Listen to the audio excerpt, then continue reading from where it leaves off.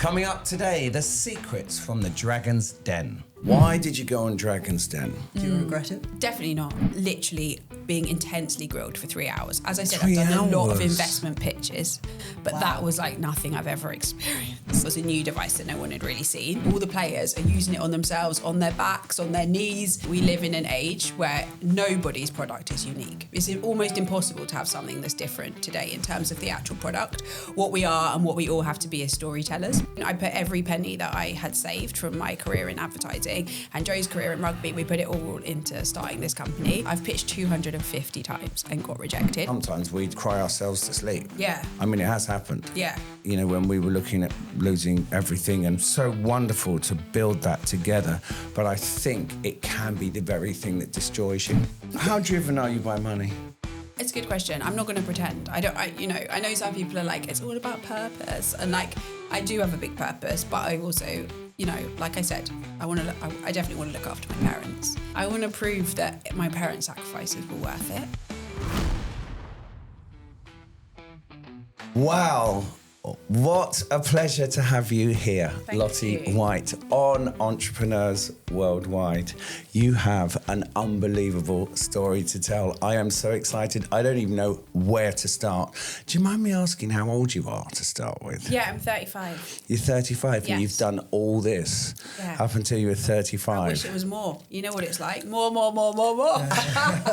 So you are the inventor and creator of MyoMaster. And correct me if I'm wrong, it is a portable ice bath that you have in your garden or wherever you Yeah, want? it's a wellness brand. Yes. So we've got a number of different products. We do everything from saunas to red light therapy to cold water immersion. So really it's like everyday tools you can use at home to unlock your best self. And how did that start? It's a bit of a mad story. We were just talking about it before we started recording. But my husband, Joe, is a professional rugby player. He was playing for Harlequins in England and he got injured and tore his Achilles tendonitis. And he was meant to be refitting my kitchen with his time off.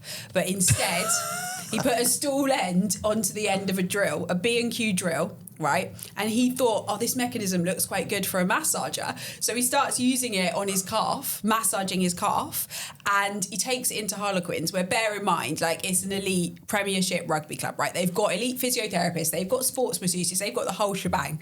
And he's taking this B&Q drill in there to treat his injury. And everyone's like, what are you doing? He leaves it in the corridor. And as he comes back down, he can just hear the sound of the drill, goes back in the corridor. All the players are using it on themselves, on their backs, on their knees, and they start offering him cash out of their wallets to buy the tool. So he sells it to an England rugby player for Inter Rugby called Carl Sinclair. Wait a second, he actually sells the... Yeah, he sells the thing he's invented for 300 quid. You're kidding. To Carl Sinclair, who's a very well-known England rugby player, very Absolutely. professional. And But then what was different? Because surely there was a lot of massage. there wasn't at the done. time. Oh, really? So Okay. it was like pre-massage guns, Right. basically. It was a new device that no one had really seen. And so then we go back to B&Q, we buy more drills, we sell them to more rugby players, and then the word spreads to football, to F1, like everyone starts What buying year was them. this? This was maybe 2019, Wow. 2020. Yeah. So what was the big deal? What did this do that all the other massagers didn't? Well, I think it was more that massage guns weren't a thing. Like now you know them, they're everywhere. But at this time, they were only really in the US and they were only just emerging. Okay. So he was bringing a tool that we didn't really So have. back in the day, UK. then you just have someone's thumbs in you. Yeah, you'd go for a massage, but you didn't have like the ability to have a portable massage gun. That was something that he like created, and yeah, he brought Where did you meet brought it him? to life. I met him in the pub, the Ship in Wandsworth. Oh, kidding. God, that's one of my old stomping grounds. Is that where all the Harlequin rugby guys go? That's where all the... If you want to pick up a rugby player, not that I did. Is that why I never got picked up in there? Because I don't play rugby. Sweetie, you're straight. Yeah. Wrong crowd. Wrong sex. Well, I am today anyway. So, Lottie, okay, so we're moving on. MyoMaster, tell me about that. Yeah, so I mean, that massage gun was the genesis of the company. We did 2 years of hustling, of like working. He was playing as a rugby player. I was on the board of a big advertising agency in London. Oh, both M&S had Saatchi. M&C Saatchi, yeah. We both had like big, good careers. And every weekend we'd go to trade shows, we'd go to races, and I'd try and flog more of these massage guns, basically, these handmade massage guns. Because M&C Saatchi is a huge company. That's a hell of a job to get just there. That's an achievement. What did you learn from that company that allowed you to accelerate this one? They're, the kings of marketing product, right? And so I was surrounded by people who were so deep into understanding how you sell a product, how you make it more than a product, right? How you make people want to consume something, how you make it exciting, how you make it magnetic. Marketing a business is probably the hardest thing for many people if they don't come from marketing backgrounds. 100%. So what are the 2-3 core things that you learned from that company? That's such a good that could be question. passed on to someone else? It's not about the product. Like, I think we live in an age where nobody's product is unique. It's almost impossible to have something that's different today in terms of the actual product. What we are and what we all have to be is storytellers. And actually, we live in the age of storytelling, and the person who tells the best story wins. So it's really not about your product. Do you know, that is the most interesting thing. All of our podcasts I've heard, and that's a really different angle to say that it's not all about the product. But I mean, it's true of your journey, right? Like, at the end of the day, you're amazing at what you do, but there are thousands of hair salons in London. But you already told me, like, yours is about creating a magical experience. Like, it's about the feeling that you get when you go there. Of course, the product has to be good. Like, that's almost just like the expected thing in today's day and age. But there are millions of people selling ice baths. There's loads of people selling massage guns. Why are you so dominant in the industry, do you think? I think that in this day and age, people buy people. We just got in the Sunday Times fastest growing companies in the UK, right? And I studied that. I wanted to be in that ranking for like the last 10 years. Before I even started my company, that was on my vision board. And I studied the companies that are in that. And of the top 10 companies, so the top 10 fastest growing private companies in the UK, every single one of them has a founder at the forefront of the company telling the story, showing the behind the scenes. So not only do you learn about the product, but you fall in love with the person and you feel like you're part of the journey. And that's eventually why you go and buy from them. And so I think if you're someone who's starting a business, or if you're someone who wants to scale one that you've had for a long time, you've got to get over this kind of fear of embarrassment of putting yourself out there, and you've got 100%. To invite people in because people want to be part of the journey, Was your first public appearance effectively the Dragon's Den? I mean, really, yeah. Which was and last year. Until then, what were you doing? Were you just trying to do Instagram, TikTok, the usual channels? We were doing a lot on paid social. So we've got quite a high value product, right? So like our average basket value is £650, so relatively expensive. So we were pushing a lot of spend through Meta, doing paid ads on Instagram and Facebook, and they were working really well for us. But again, it was storytelling. So instead of us, posting on our paid ads glossy pictures of our product, we tried that, it didn't work. So we ended up doing, stupid things, like we would film funny ads in our garden if we're a husband and wife team. I'd have Joe under my feet, telling him what to do, bossing him about, getting him to clean my ice bath, like telling funny stories that stop you in your scroll. Where was your backing from? Did you have a fairy godmother? Did your mum give you a pile of cash? No, my mum was until recently was a waitress in Pizza Express, right? So how did you raise it? We started off with the massage guns, right? So we've grown and the product line's evolved as time has gone on. But in terms of financing the company, we bootstrapped with our own. I put every penny that I had saved from my career in advertising and Joe's career in rugby. We put it all into starting this company, and we had our firstborn child at the same time. So it was a bit of a big risk, to be honest. And then we got our first two investors. Neither of us really had a network we're both from quite humble beginnings. We didn't have a network of kind of family. People talk about doing these family and friends round. I'm like, I didn't have any rich family, but no friends. No rich family and friends. But we both got our former bosses were our first investors. Really? So, my former boss, my first boss, when I started working in PR and advertising, he put 10 grand in. And then Joe's former boss put in I think 40 grand, I want to say. So we had 50,000. Wow. We bootstrapped it at the beginning, got it off the ground, showed we could sell the product. There was a bit of product market fit, we call it now. And then we got this 50 grand. That got us to the next stage. And then about 2 years ago, we raised about 250 grand from just connections that we'd made along the way. We posted on LinkedIn about it. People got in touch and said, would come and pitch to me. How was that? No, it was literally we didn't do crowdfunding. I literally was just we're raising for this company on LinkedIn. Here's what we've done so far. Get in touch if you'd be interested. What was the structure you gave them? For equity, basically. How much equity do you own now? We own 70%. That's fantastic. But it was almost forced because I got rejected by 250 investors. I've pitched 250 times and got rejected. And I'm not a bad pitcher. Like, if you've watched my Dragon's Den episode, I'm quite a decent pitcher, but I got rejected over and over and over again. Can you put your finger on what that is that you got rejected? What have you changed to get not rejected? I think it's a combination of things. I think in the investment environment, I think typically you invest in a mirror or industries you understand or a mirror of yourself, right? That is the reality. That's why I think 0.01% of venture capital money has gone to people that look like me in the last 10 years in the UK. And also it's about network. Like, it is a lot about who you know. So I would be going in to pitch people completely cold. I didn't have a relationship with them. But if you're going in and you have a warm relationship with people or you have connections, of course it's easier for you to do that. Yeah, you also need to make the numbers work. So if the numbers don't work, you're done. Yeah, I also think it's about knowing if you're a VC style business, because essentially what they want is, 100x on what they put in, and not every business is that. I'm a huge believer in stay away from VCs. I agree with you now. Because they'll just strip you and rip you and take you to the cleaners Totally. in the end. I am a huge believer in independent investors. We've had the Angels and it's been amazing. They're the best. Really? Yeah. The other entrepreneurs are the and they best get it, investors. as well. Yeah. And also in hindsight, I'm so glad that I got rejected so many times. I really am. Because now it's like all like water off a duck's back, I'm like so resilient. It's like, okay, failed, move on to the next thing. Whereas at the beginning I was like, I'm not good enough. And I needed that to build that resilience, because you need that in business, don't you? If you've got 250 people that have already told you that you're not worth investing or they don't believe in your brand, you've got to have some balls, haven't you, to stick in there and think, because at some point you must think, maybe this isn't any good. 100%. You know. For me, we were getting traction. So the business was growing. So even though people were rejecting me, I could see that the products were working and people were buying them. So I took a lot of confidence from that.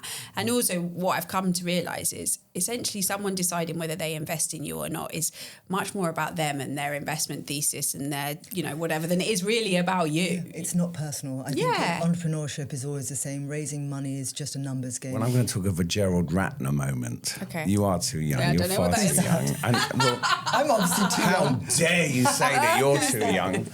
A Gerald Ratner moment. And there's a lot of people out there who's going to listen to this podcast. Gerald Ratner had a low-end jewellers like H. Samuel. Yeah. Right. That's probably even lower than that.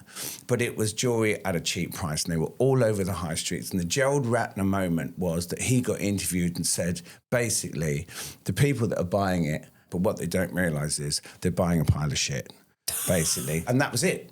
I think it's a couple of things. I think like our business, as I said, was born from elite athletes, right? And everything that we do is tested. See, that gives it its provenance, doesn't it? Yeah, and I mean, it's really genuine, right? Like it literally did come out of a rugby, professional environment, well, professional there's the story changing there, room, isn't it? was getting tested straight away by elite athletes. Brilliant. And our vision has always been, we want to create recovery tech that is good enough, always good enough to be used in those elite changing rooms, but is at a more accessible price point for the everyday person, because they're so good quality. They currently are being used by Chelsea, by Max Verstappen. We just did the recovery suite at Wimbledon tennis. So Carlos Alcaraz was posting on his Instagram in our ice baths, using our massage guns in our compression trousers. Can I ask you, Lottie, it's such a silly question, but where'd you get all the ice from to fill these baths? Wow, we've got a solution to that. You have a lot of fridges with little ice trays in well, them. listen to this, right? So this is part of the genius, to your point. He was getting frustrated with having to keep buying ice for his ice bath, our ice bath that he'd obviously created. And so he was trying to find a solution, and he was looking, one day we were in the pet shop with our son, and he was watching this aquarium, and he looked at the device that was keeping the aquarium at a certain temperature, and he was like taking pictures of the design. So he mocks up a new design, sends it to our manufacturers, works back and forth with them, and creates a chiller for his ice bath. So now we sell chillers, so you connect them to your ice bath, you set the temperature on them, and it holds the ice bath, so you don't need any ice. So that's another thing of the genius, fantastic. right? Of the two of you, so who's the tech and who's the sales? Yeah, so Joe is all product. He's a product genius. He's an athlete himself. He's still a coach at Harlequins in England now. So he's surrounded by elite athletes every single day. He's with elite physios, talking to them. What's the latest technology? What should I be thinking about? I think that one of the biggest challenges of today, because entrepreneurs have to be so present, so public now, is the ability to be authentic. Sorry to answer your question. I'm assuming there is the magic. She's young. She's 35. Yeah, but she's not trying. Sorry. But I mean, so we're going to have a domestic now. Most people only come into themselves at about 40, 50. I mean, that's when they start to actually think, okay, I'm good enough. I don't care what other people think. Yeah. I'm just going to be me. You were like that from pretty much day dot. Do you think it's that gift of desperation, that sort of sense of urgency, that sense of, listen, strip me bare, this is who I am, I have to go for it? Does that pump through your veins? What is it that makes you get up every morning? My parents didn't have a lot of money when we were growing up, but they were insistent that they were going to send me to a good school. And so they scrimped and scraped. My mum was, like I said, she was a waitress until my brother and I retired her last year. Go Pizza Express. Yeah, go Pizza Express. Everyone loves Pizza Express. And they literally spent every penny they had on sending me to a good school, right? Like every penny. So we didn't have a car. Private school. Yeah, two bedroom flat with shared room with my brother, no car, blah, blah, blah. But every penny went on sending me to a good school. They couldn't send both of us, and my brother didn't go. I was the chosen one. Wow, it's normally the other way around. Yeah, but I was the eldest bird, yeah. So, and so I was in this environment where I was with people who were the children of very successful people. You know, at my school, everyone's parents were doctors and surgeons and lawyers and blah, blah, blah. And every time my dad came to the playground, the bursar would come out and run after him because he hadn't paid the fees. He'd never paid the fees. Brilliant. And, you know, I would distinctly remember, I was telling this story the other day, I distinctly remember we used to have to walk down to the Sainsbury's to do our weekly shop. And we lived at the top of the hill. We used to have to walk back up the hill. It was like a 25-minute walk. And I distinctly remember like my friends from school driving past in a Range Rover, and the exact time the bags broke and split, and like all our shopping's over the floor, and my mum's cursing, and like memories like that just drive me forward. I've done that for my children. I think they both say that it was worth it. Do you feel that that was really made a massive difference to you? Yeah, I think my parents were very intentional about the fact we were going to have a better life than them, and they really were very disciplined with, you know, right, you get up and you train. We always did exercise as a family. That was a commitment we made every day. We always studied every day. We had to be the best. I'd bring home my school report. My dad would sit down with me, go for it line by line, highlight the bits I needed to improve. You know, they were very intentional about the fact we were going to be great. And they taught us great habits. And my dad's still very like that with me now. He's like, when you make it. I'm guessing from what you're saying that they didn't come from the greatest background. Yeah, I mean, my dad's an immigrant. Right, that's where I was going to go. Yeah, he came here on a boat, I think, when he was 8, and his mum had left him in Jamaica for 5 years. He doesn't actually... he thought he knew who his dad was at 16. His dad wrote a letter to him and said, actually, I'm not your dad, and he'd left.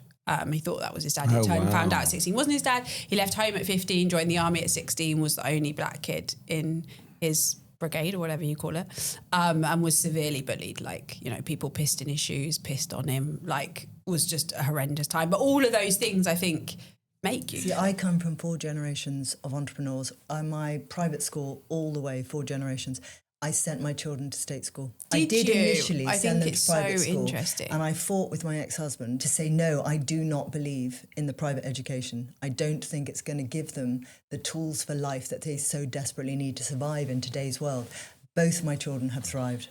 Because there's also the other side. If you're going the private route and you're mixing with those kind of people, you're sort of wanting to do the same things as them. You want the skiing holidays. You want this. Of course, you can't do them. Yeah. Let's get into social media. 40,000 LinkedIn followers.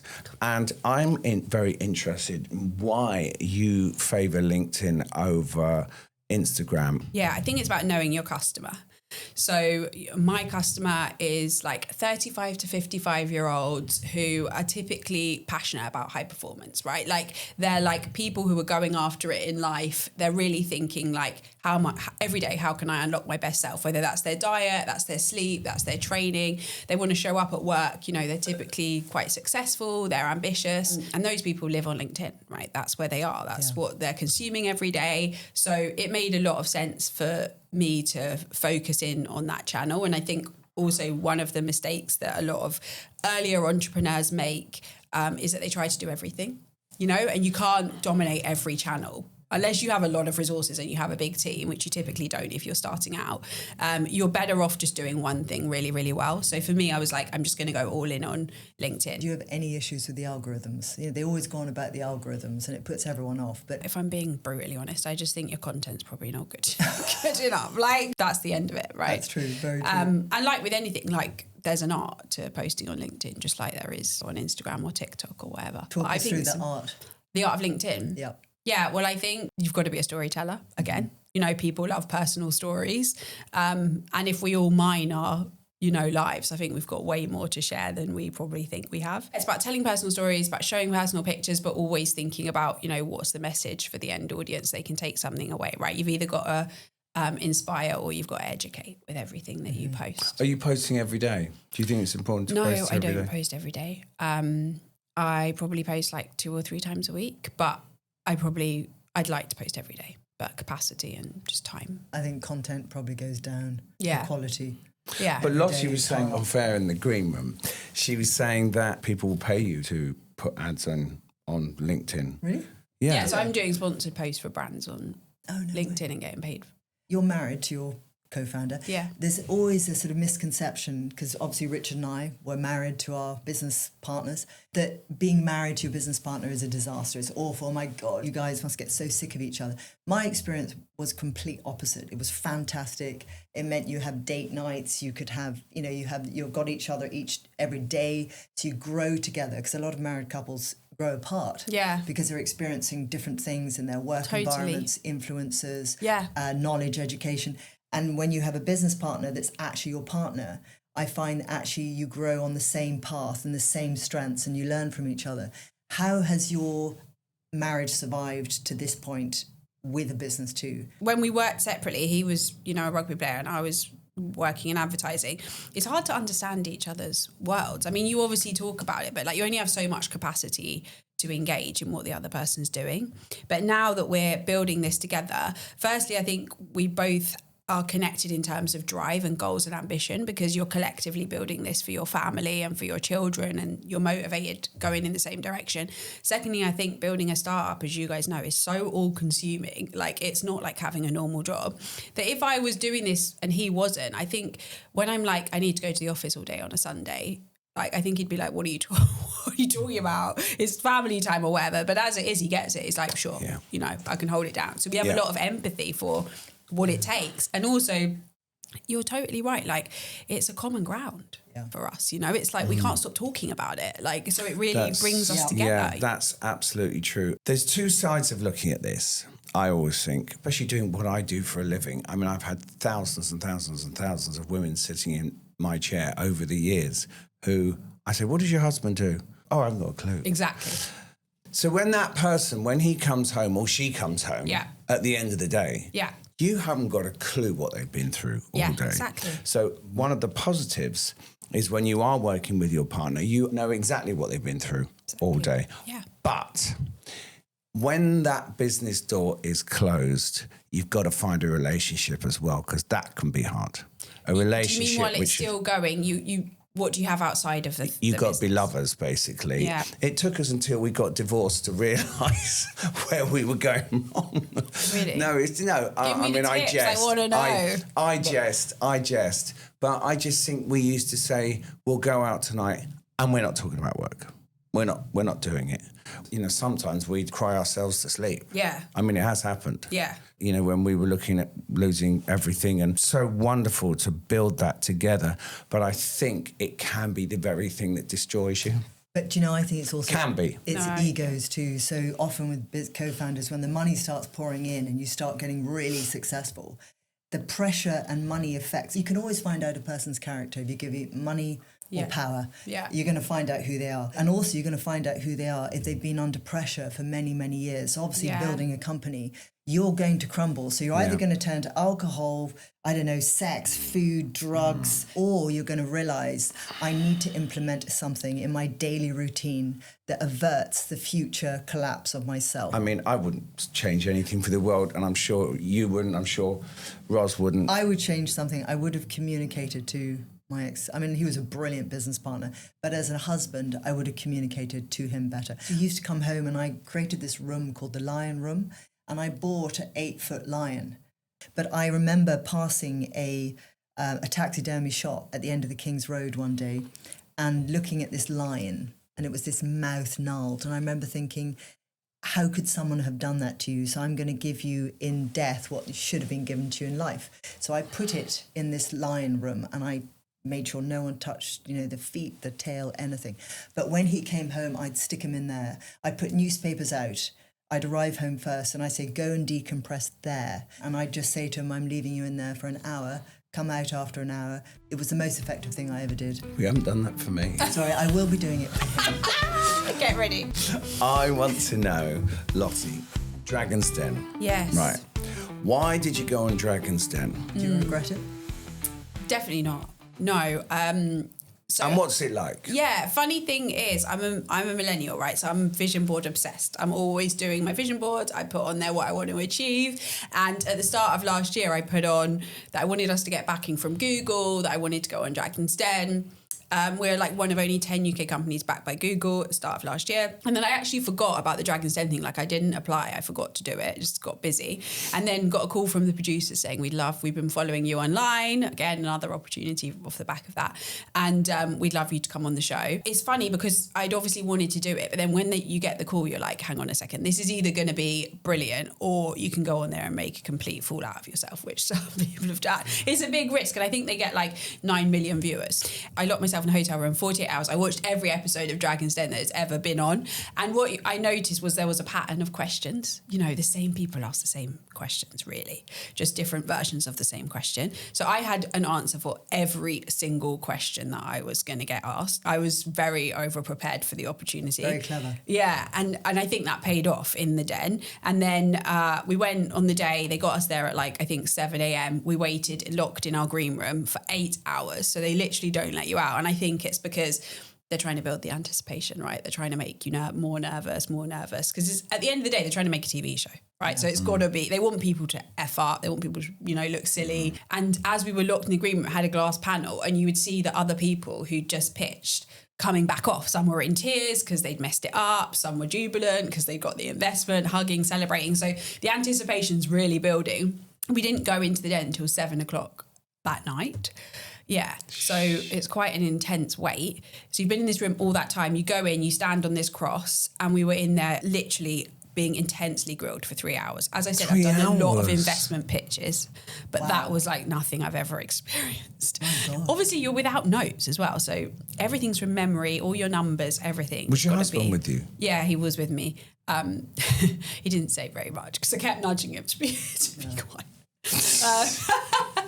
But we had separate lanes, right? He did everything product and I did everything else. We kind of decided that before we went in. It was a really intense experience. They actually kind of slated the products quite a lot while we were in there. What were they essentially saying was wrong with them? Well, just like we've seen it all before. See, it's not new. Half the time they're showing off themselves, aren't they? Yeah. And I think, like I said, they're trying to make a TV show. Yeah. So their job is to try and trip you up. Who was the warmest? The warmest was probably Deborah Meadham, which I was really surprised about. She was super warm. And Gary Neville, I have to say, I wasn't, sure before I went in, but he's just unbelievable. Like the most humble, down to earth. Really? Yeah, I didn't see it, but I hear you sort of had a little bit of a run-in with him. Walk me through that. Yeah, I mean, he was just consistently being like, I get sent all this stuff for free. I've seen it all before. And my point was, you're not a normal person. Not everybody is Stephen Bartlett getting sent thousands of pounds worth of free stuff. So I think he needed a little bit of a reality check, to be honest. And also, I was there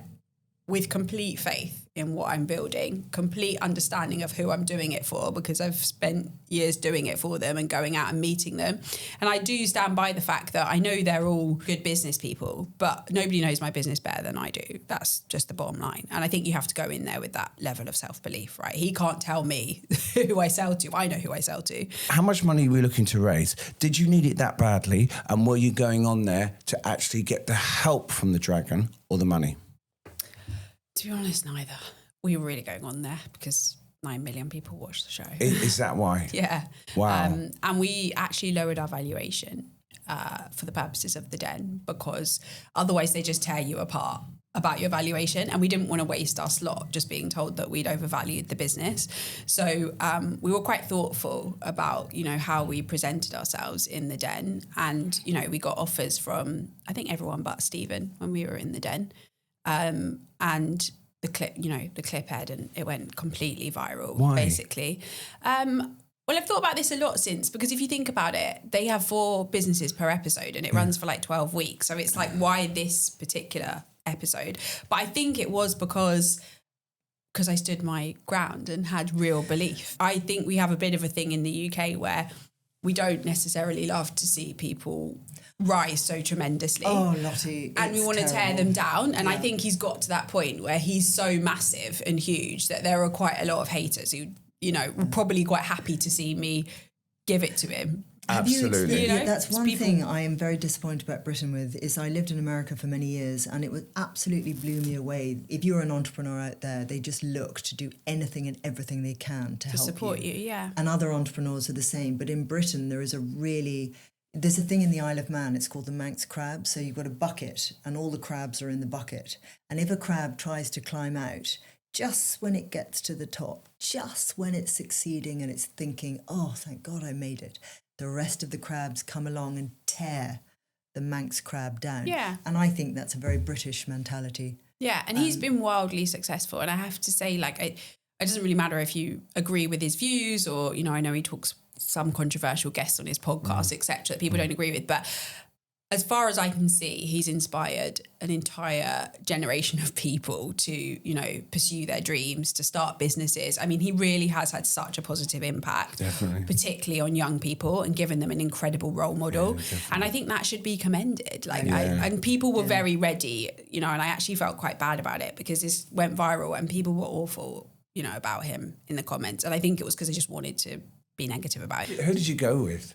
So we went with Gary Neville and Sarah Davies. And we went with Gary because obviously the sport connection. Obviously. You know, him and Joe had a connection, both being athletes, former athletes. Yes. And then Sarah, because she really got our business. Yeah. She created a product or has a community around her product. You know, it's physical products. It's very much e-commerce. She gets the storytelling piece. Like, she really understood the components of our business. And after we left the den and we spent time with both of them, I went up to stay with Sarah for a couple of days. And honestly, I thought I worked hard, but she's on another level. You do. She's the hardest worker I've ever met. Really? You do. I don't Really? think so. Wild. I think the only way an entrepreneur makes it is you have to live and breathe and consume your product and drive and drive. Just to ask you, you're scaling your business currently. Have you got any plans to go into Europe or America? We just brought on a chairman who's, you know, built a lot of retail businesses, product-based businesses, and exited them. And, you know, his view is always stop trying to go far and wide, be narrow and deep, like be the absolute best in class at this thing until you get to 100 million. And then you can start, you know, thinking about new locations. But unless you're going to look me in the face and tell me you have absolutely done everything you can in the UK market, you've squeezed every, you know, opportunity, then look to do something else. So we're very clear on being the best in the UK at a couple of different things. So we're going to continue to scale like that. Is this just sold online? Right now, we're just D2C. Why have you not taken those? Same thing. You know, like, I think we're a brilliant e-commerce company. We're scaling quite quickly and it's working really, really well. And I want to pour gasoline on what's working. And if I take the retail opportunities, that's going to require, it's distraction. It's going to require investment. It's going to require us to learn a whole new skill, which is how do we sell through? How do we make the margins work? All of that stuff, which is a distraction from what's going really, really well for us. How long does it take me to put it together? 10 minutes. Yeah. You're talking to me. You're talking to somebody that actually got our local odd job man when the BBC did a Trouble at the Top with me and my wife when we setting up our first business, when it just started taking off. And baby Oliver is born. So anyway, it's just a little doll's house. And Helen's saying, Daddy would go home with you and Daddy will put it together. I said, no, Daddy won't be going home with you to put it together. Daddy will be calling the odd job man to come round for the and put the doll's house together. She said, you cannot be getting the odd job man to put a child's toy together. And did you? Of course I bloody did. The odd job man came round and did it because I'd be sitting there all day. Super smart, but any kind of Practical. practical. I don't know if you can be both, you know. I think you're can't. either I one don't or believe the you other. can. Well, some But are. seriously though, Some- seriously, do I go to Sainsbury's and just get packets and packets and packets to fill it up with? Is Well, that... you'd probably buy the chiller. You'd buy it as a set. Oh, the so you just chiller, plug and you it do in it that and way. you set the Oh, okay, temperature cool. on the front of it, and it will keep the water cool for you. Okay. Have you explored AI yet? Have you? Yeah, we're all How are you over it. using that? We're using it in a lot of ways. We're using it particularly with our creative. So we produce content all day long. We've got a content team internally. Like I said, we do a lot of paid ads. So they're using like VEO3. They're using a lot of tools to make ads much quicker, much faster. Are they using to you? click- So there's ads of you talking, being, doing. a bit of us, a bit of influencers.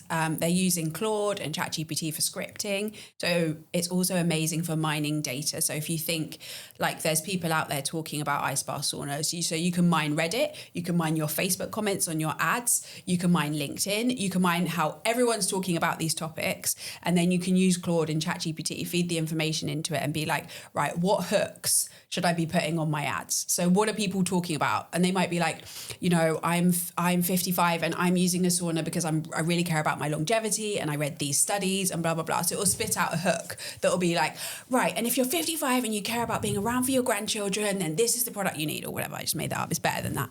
But you can feed, you know, people's conversations about why they're interested in these things, or maybe like, what's their objections? Why are they not buying a sauna? Why are people not shopping on our site? Because they're talking about it in forums on Facebook, etc. How quickly does that information come back? 5 minutes less. 5 minutes. It's unbelievable. So you use Claude for the script. Yeah. I mean, do you AI yourself? Has that been done? So it's not quite there yet. Okay. Like we've tried it based on like other ads we've done. We've fed it into platforms and then said, spit out one. We can give it the script and say, get Lottie doing this. But it just doesn't, it's not quite there yet. But I mean, I think give it 6 months. Mm-hmm. And then in my personal life, I'm using this tool Replit, which is unbelievable. You can build an app or a website on Replit by just telling it what you want and it spits it out. So I wanted to create an app because I just got a nanny, so I just had another baby. And I wanted to record her hours, like her to tell me what hours she works. And at the end of the month, it would spit out how much I owe her. So I just put in Replit, like I want to build an app for my nanny where she can input how many hours she works every day. And, you know, she can put any shopping that she does that we also owe her for. And then at the end of the month, spit out how much I owe her. I just built the app in like Where 5 did you minutes. find That's people? brilliant. Isn't that mad? That's mad. That is Literally, mad. so now I've just got an app. She just logs her hours in. It's wild. Are you good with tech then? Is No, I'm that terrible. I would say I'm not. So have you a got tech someone person. doing that for you? No, I went on a 2-day course because I was like, I cannot sleep on this. I have to understand at least the What basics. 2-day course? Because I need to go on it. Yeah, I'll send you the link. It was unbelievable. And it was all these like real life examples. They were all founders who are using AI in their businesses. Do you remember what the name was for listeners? Just 'cause It's called Founders AI Bootcamp. Okay. I think. And I went for 2 days, which feels like a lot of time to give up. But honestly, it was transformative. And I came back and I was like, you guys need to be using it like this. You guys need to, even little things like if you're doing video calls with your team, some of our team are based in other countries. So we'll record it all. It spits out the actions. And then on a Friday, it emails the team to say, have you completed the actions that were spit, you know, from the team meeting on a Monday. Normally you'd Brilliant. have someone manually doing that. Brilliant. Taking man hours. Did you have cesarean or natural birth? What? I had a natural. So I've not had you, not you. 2 natural births, yeah. So you were okay. Yes. I had 2 cesareans. Did you? There was were you too posh to too push. posh to push? I was. Actually, do you know what? Actually, the truth was I was working so hard Yeah. that I forgot about the babies. And of course, I think it was about a month away, and my best friend at the time said to me, Ros, who are you going to go with? And I said, what do you mean, who do I go with? I just show up to the hospital, don't I? And she went, no, you've got to go and do classes. And I thought, I don't have time for classes. Yeah. I'll be fine. So I walked into this man who was her, gynecologist they call him Yeah. or something. He was retiring and he said, if you're coming here to have a natural birth, walk out now. So I thought, fantastic, tell me about this. Like, this is great.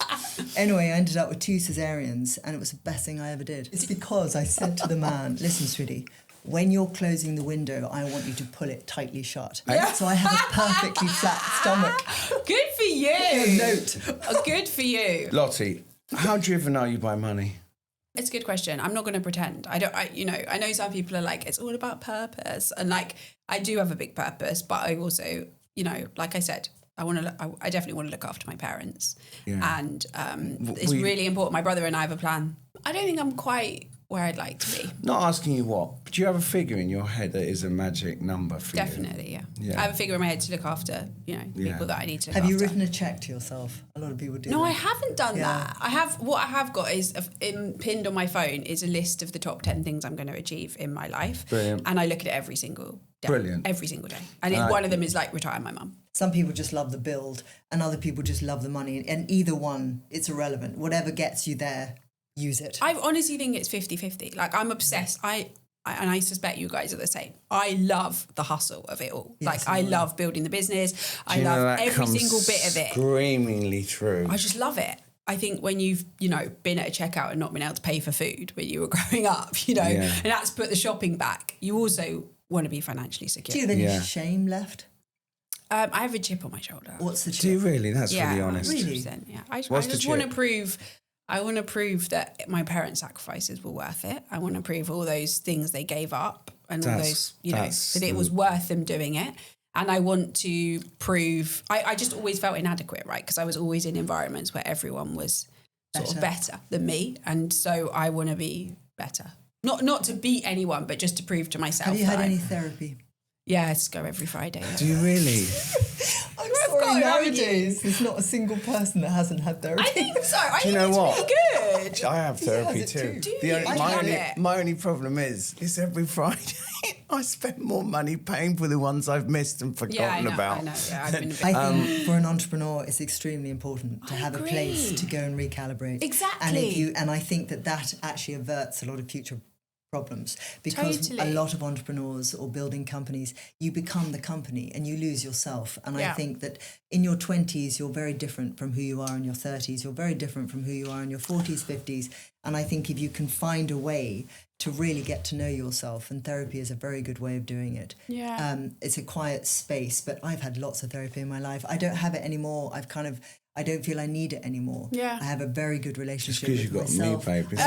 I also have him. You dream mad. Mr. Fabulous. Do you know, here we are on our pod, we always used to say, nobody needs to know we're an item. And actually, that's all gone out the window. I don't think you can hide it, to be honest. No one I don't think you can hide it. Let me ask you something. Do you pitch yourself with your husband? Because I always said to my ex-husband, listen, I do not want to be your wife and you don't want to be my husband. Do you find people treat you differently than your husband in business, or have you found that it's actually you're parting the ways very easily? Well, interestingly, we got separate. Like, I've never taken his surname.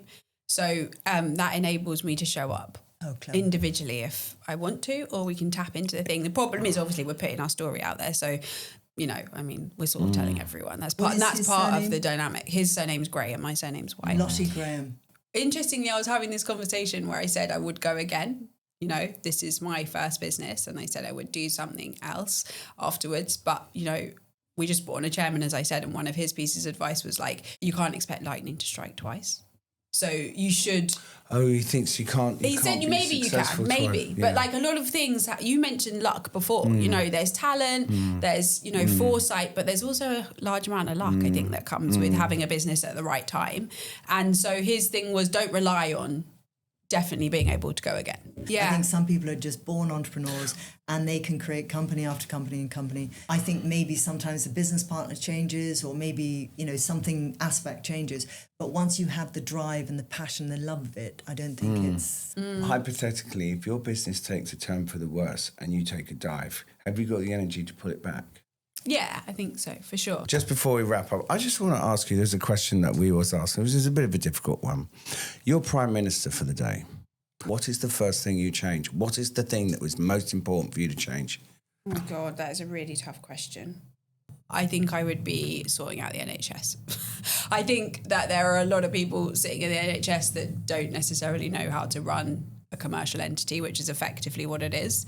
And I think it needs probably some entrepreneurs to go in and fix how it's run. And I think it's such a staple of our Don't you think country. the government needs a few of those as well? Well, it's really interesting you should say that, because I spent a lot of time with a guy who used to be the CEO of M&S and has now gone in to advise the government. And he was like, the problem is there's just so much bureaucracy. It's almost impossible I'd love to talk get to him. anything. Can you ask him on the podcast? I'd love to talk to him. I'll ask him, yeah. Lottie Whyte, we have loved this. You are an absolute joy, Thank inspiration. I'm probably double your age. I've had a little bit of work done.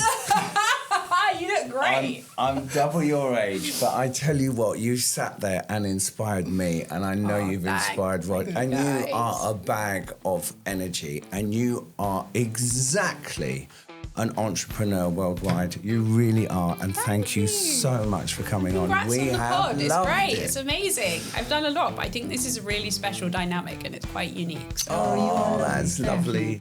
Can you do us a favour? Can you hit that follow and subscribe button? You can find us anywhere where you get your podcasts on Entrepreneurs Worldwide. And there'll be a new episode every Wednesday at 5 a.m.